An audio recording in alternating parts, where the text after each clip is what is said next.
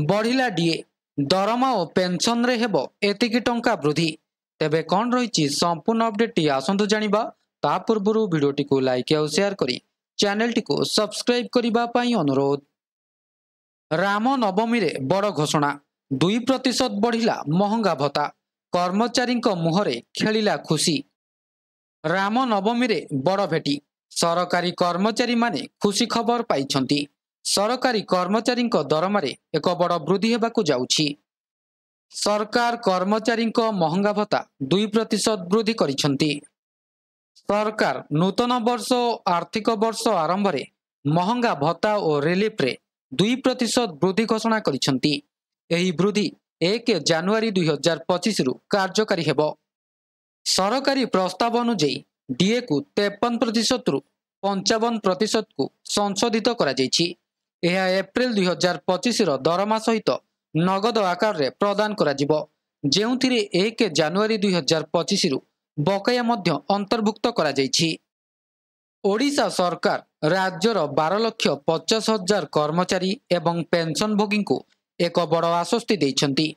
मुख्यमंत्री मोहन चरण माझी एबे कर्मचारी मानकु 53% बदल रे 55% महंगा भत्ता देबे।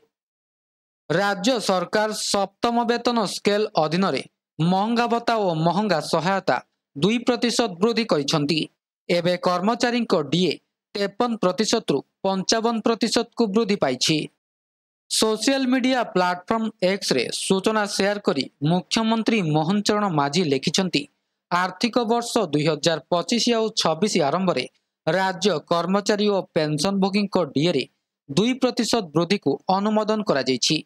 एही वृद्धि 1 जनवरी 2025 रु पिछला भावे कार्यकारी हेबो।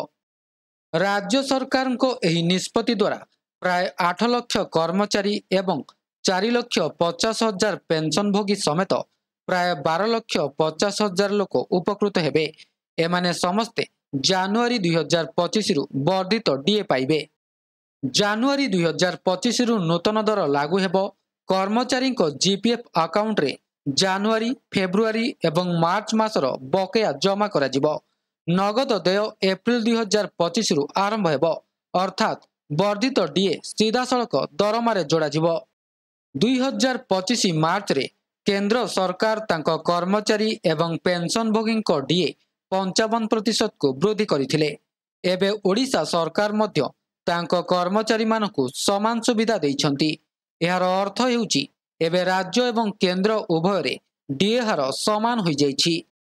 महंगा भत्ता हेउची कर्मचारी दरमार सही अंश जहाकु मुद्रास्फीति रु मुक्ति देबा पई जोड़ा जाइथाए। जेतेबेले मुद्रास्फीति वृद्धि पाए सरकार डीए वृद्धि करी एहार प्रभाव को ह्रास करिबाकु चेष्टा करंती।